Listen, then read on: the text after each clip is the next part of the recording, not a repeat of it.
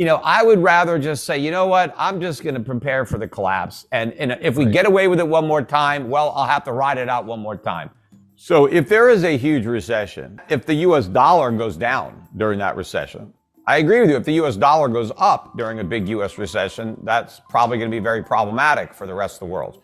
Obviously, if I am a foreign shoe manufacturer, if I think the dollar is going to go down, I want to borrow dollars because when I repay them back, they won't be worth as much. I mean, I want to do that. I mean, the world, when you borrow in a currency, you're hoping that currency loses value so that when you pay it back, it's less. The problem is going to be the lenders. See, right now, people want to loan US dollars because they have confidence in the dollar. Well, what happens when they lose that confidence? It's going to be the lenders that don't want to make dollar loans. People are always going to want to borrow in a currency they think is going to go down. They're just not going to want to lend in it. And that's going to be a big problem for the US government because we are the world's biggest borrower. We have to borrow from everybody. And if people don't want to lend to us, and I don't think they will, not at an interest rate that we can afford to pay, more and more of our enormous deficits are going to be financed by the Fed. I mean, the Fed's going to have no choice, politically speaking, but to crank up the printing presses. So for all this talk about quantitative tightening, they are getting ready for another round of quantitative easing because that is the only way to politically finance $3 trillion deficits or whatever they are. I mean, and we have these huge deficits. Supposedly we have this great economy and we still have $3 trillion deficits. Where are they going to go in the next recession? 5 trillion, 6 trillion? And where is the government going to get all that money? They're not going to raise taxes on the middle class. They're not going to cut Social Security or Medicare. So the Fed is going to have to print up all that money. We're going to have to print far more money in the future than we have in the past. And we're not going to get foreign central banks to do our dirty work. The Japanese, the Chinese, the Saudis, whoever, they are not going to buy up U.S. treasuries. The Fed is going to be the buyer of only resort. They're not going to want them because I think they're still able to get away with the transitory narrative. They're still saying that what we're seeing is COVID related, it's Putin related, and so they're acting as if nothing has changed. There is a point in time where the public is not going to buy those excuses anymore. And, you do still have some old school central bankers in Germany in the Bundesbank. These guys, they just can't keep quiet and watch the euro become the Portuguese, escudo or the Italian lira. It's supposed to be the Deutschmark. So at some point, something is going to have to change there. And look, what I think it's going to take for the dollar to really sell off is either one or two things are going to have to happen. Either the Fed is going to have to come clean and admit that the U.S. economy is not as strong as it thought, and therefore it's not going to be able to be as aggressive as it claimed when it comes to inflation fighting. And it may even try to say that the weakness in the economy means that we don't have to fight as hard because inflation is simply going to come down as a function of the weakening economy, because Powell kept saying that, the economy is super hot, it's overheating, and it's this red hot economy that is causing inflation. Now, that's not true, but that's what the Fed claims. And so the Fed will have at least an excuse initially to adopt a less hawkish or more dovish, forward guidance in the face of all this mounting evidence that the economy is either headed to a recession or already in a recession.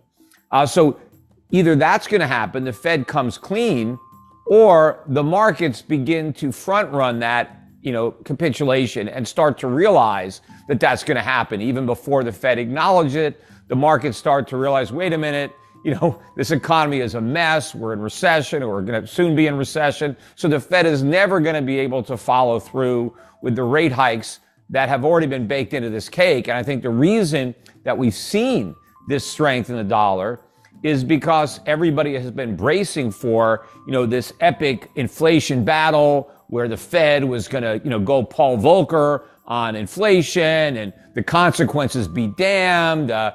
Who cares? We're going to put this inflation genie back in the bottle. We're going to go back down to 2%. And so just the way the markets believed the Fed, when the Fed said there was no inflation, in fact, they said there wasn't enough inflation. And then when they said, oh, don't worry about the rise, it's transitory, Now that they've admitted it wasn't transitory, the markets still believe the Fed. For some reason, the Fed credibility is still there, and the markets believe the Fed is committed to fighting inflation. Well, I don't. I think they're going to give up that fight the minute they realize how weak the economy is, because I think all of their tough talk is predicated on the economy being strong enough to withstand the rate hikes or the quantitative tightening. But when they realize that's not the case, they're going to reverse. And so either the Fed is going to tell that to the markets, or the markets are going to figure it out. And that's when the dollar really starts to fall. But what I think is the nail in the dollar's coffin is when the Fed turns its attention to the economy and starts to stimulate the economy, even though inflation has not returned to 2%. And in fact, I believe that the next recession will be a catalyst for an acceleration of inflation as the Fed prints more money to try to prop up the economy. And we're going to get the economy falling at the same time inflation is rising. And that means unemployment is also going to be picking up dramatically. You know, the Powell was talking about how he had this great labor market, the greatest he's ever seen. That's a great contrarian indicator that the labor market is about to fall out of bed and we're about to see a big problem. So I think the same thing with the Fed. They think this labor market is so strong, it's an accident waiting to happen.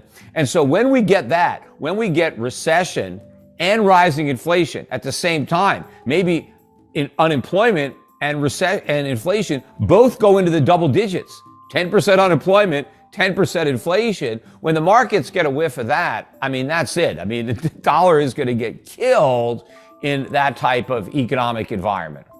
So first of all, the dollar hasn't collapsed yet, but it's been on the brink several times. I mean, it almost collapsed in 1987. It almost collapsed in 2008. So it's been, near death, and then it's, revived.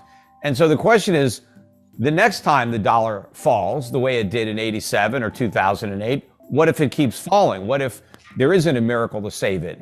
That's what my thought is that how can you press your luck? Because I agree with what Brent is saying in that I'm right inevitably, but the timetable is difficult to tell. What if the imminent threat, or not maybe a threat, is that the dollar goes up before it goes down, because in the long run, it's cross currents at play, right? But here's the thing. How do you know when you've arrived at the long run? Because you can always say it's a problem in the long run, it's a problem in the long run. So that means eventually you're in the long run, except when you're in the long run, you still don't know you're there, right? You still say the same thing. It's a problem eventually. So at some point, somebody who thinks it's a problem in the future is going to be surprised because they've arrived at the future, right? There is no more can caking, because I'm sure it's not going to be, we're going to get to the point where it's a crisis. And then all the people who have said, hey, it's only a problem in the long run, they're not going to suddenly say, yep, it's a problem right now. They're not going to know it's a problem until it's a crisis. So it's going to have to happen. So the question is, can we do it again? The enormity, knowing that every time we have to go back to QE, we have to do it bigger than the time before, and because the problem is so much bigger, right? We have a much bigger drug problem, so we need more drugs. Can the U.S. get away with it yet again, given how big the numbers already are, how large the deficits are, how large the Fed's balance sheet is, how screwed up the economy is? Can we up the ante again and expect the rest of the world, given all the problems that the rest of the world has, to finance it again, to step up to the plate and loan the U.S. enough money to let us get away with it one more time? I just don't want to make that bet. I realize, yes, that's the trend. We've been able to get away with it all this time. So let's, just roll the dice and assume that it happens again.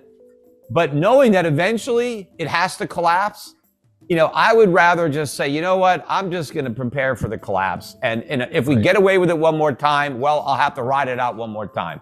I've done it several times before. But, I would rather be prepared for the end game, because that's the only thing I'm sure of. The path, it's difficult. What would get me to change my mind? I don't think I can change my mind, because I know I'm right. But it's possible that Brent is right, and that before the dollar crashes, it has another big rise. Now, let's say all of a sudden the dollar crashes and now this country doesn't sell us its stuff anymore. This stuff stays there. Well, somebody in that country is going to buy that stuff. They're not going to just, drop it into the bottom of the Pacific Ocean. The stuff's going to get sold. It's just that it's going to be somebody in that country that's going to get it instead of someone in America. Now, the people in America that used to get all this stuff, we're not going to get that stuff anymore. We're just going to have our dollars. But what are we going to buy with those dollars? Nothing, because they don't have any value.